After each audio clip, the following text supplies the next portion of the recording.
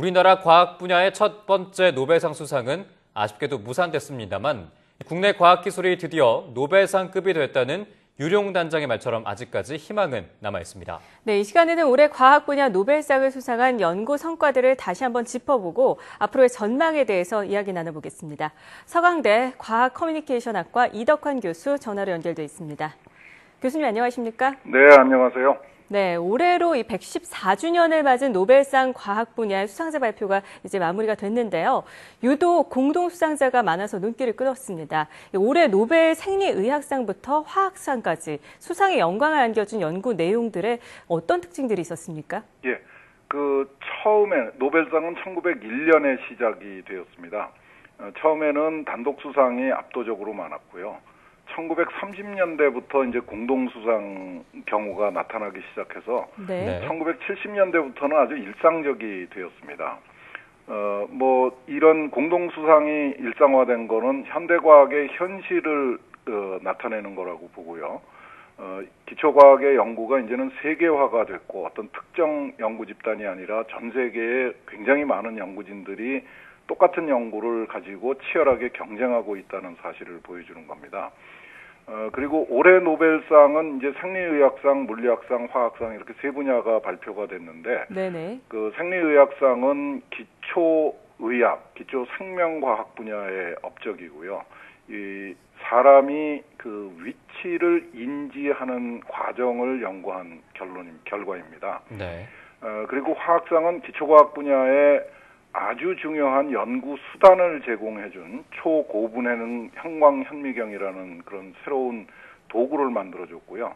물리학상이 아주 재미있습니다. 일본 과학자 세 사람이 받았는데 우리 흔히 알고 있는 LED 발광 다이오드라고 부르는 이미 실용화된 응용 기술을 개발한 과학자들한테 돌아갔습니다. 그런 점이 네. 아주 독특하게 보이네요. 예.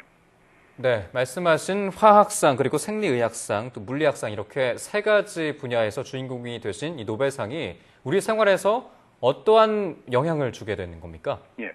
이 업적들은 몇 년 안에 만들어진 것이 아니고 벌써 한 20여 년 전부터 이루어진 성과고요. 네. 네.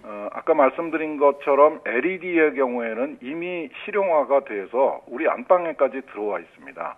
LED는 백열 전구하고 비교해서 전기 소비를 한 80% 이상 줄여줄 수 있는 아주 좋은 조명 수단이 되고 있고요. 네. 휴대폰에서부터 교통 신호등까지 우리 생활에 아주 깊숙하게 들어와 있습니다. 그리고 형광현미경은 아까도 말씀드렸다시피 이 기초과학, 특히 살아있는 박테리아나 바이러스를 살아있는 채로 볼 수 있는 방법이 생겼고요. 분자를 하나하나씩 구별해서 볼 수 있는 아주 정말 획기적인 연구 수단을 만들어줬습니다. 그리고 생리의학상 분야에서는 이제 우리의 인지 기능에 대한 과학적인 이해 수준을 한 단계 업그레이드 시킨 결과라고 보겠습니다. 네, 특히 이웃나라 일본은 올해 노벨 물리학상을 수상을 하면서 지금까지 19개의 노벨상을 거머쥔 나라가 됐는데요. 일본을 비롯한 이 주요 노벨상 수상국들의 연구 분위기, 우리나라와 어떻게 다릅니까? 물론 우선 일본이 무척 부럽습니다. 네. 19명의 과학상 수상자를 지금 최근 대부분이 최근에 이룩된 성과고요. 일본이 첫 노벨상을 받은 건 1949년이었습니다.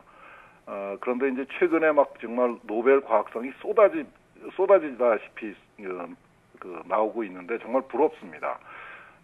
일본이 아까 앞선 보도에서도 보도를 해드린 것처럼 일본이 기초과학에 관심을 갖기 시작한 거는 우리보다 훨씬 앞서서였고요.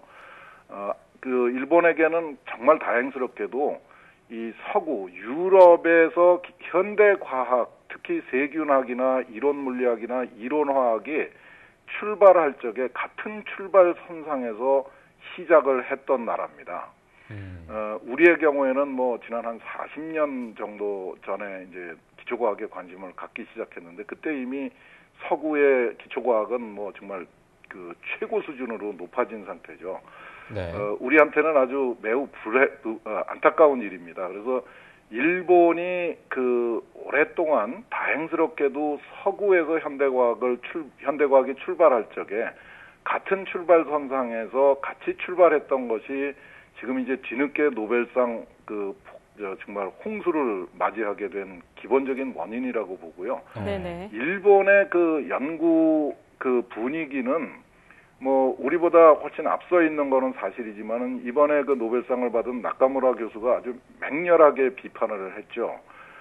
일본의 연구개발 환경도 굉장히 경직되어 있고 관료화가 심한 것이 사실입니다. 네. 우리가 가지고 있는 문제를 함께 가지고 있습니다. 네네. 그래서 이제 앞으로 일본이 얼마나 노벨 기초과학 분야에서 성과를 거둘 건가 하는 거는 좀 두고 봐야죠. 그래서 우리도 일본의 상황을 타산지석으로 삼아가지고 네. 일본이 여태까지 어떤 면에서 잘 해왔고 지금 이제 어떤 면에서 문제가 있는가를 우리도 좀 냉정하게 분석을 해서 우리가 받아들일 건 받아들이고 고쳐야 될 건 고치는 그런 타산지석으로 삼았으면 합니다.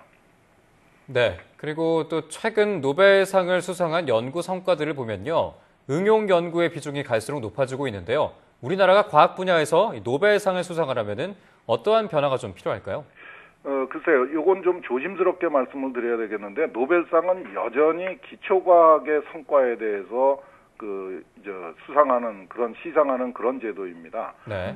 LED처럼 우리가 이제 실생활에 영향을 줄 정도로 응용 가능성이 높은 기술 개발의 경우에도 노벨상을 받은 것처럼 보이지만은 사실 이번에 노벨상을 받은 성과들을 보면은 여전히 기초과학 분야입니다. 그래서 기초과학에 대한 투자, 이 기초과학은 우리가 시작한 지가 몇 년 되지 않았습니다. 우리는 그동안에 기술 개발에 집중을 해왔고요. 네.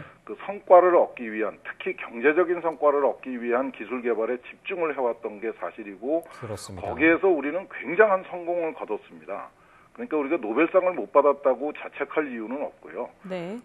우리가 이제 앞으로 이 기초과학은 선진국 부자 나라의 전유물입니다. 이 부자들의 게임이라고 저는 표현을 하는데요. 그리고 노벨상은 이 부자들이 인류 발전에 기여한 부분에 대한 보상이라고 저는 생각을 합니다. 그래서 좀 우리도 이제 새로운 마음을 가지고 절망하지 말고 우리도 이제 시작한다는 마음으로 열심히 노력을 해야 될 것 같고요. 두 가지가 필요할 것 같습니다. 우선 이웃나라 일본에서도 보다시피 경직된 관료주의는 기초과학 발전에 도움이 안 되는 것 같습니다. 우리한테 굉장히 중요한 시사점이라고 생각을 하고요.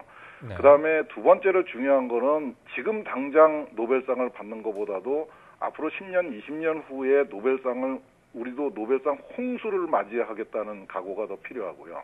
네. 네. 그러기 위해서는 초등학교, 중학교, 고등학교에서 과학교육을 정말 획기적으로 강화해야 됩니다. 그런 면에서 지금 당장 우리가 해야 될 일이 굉장히 많을 거라고 저는 생각하고 있습니다.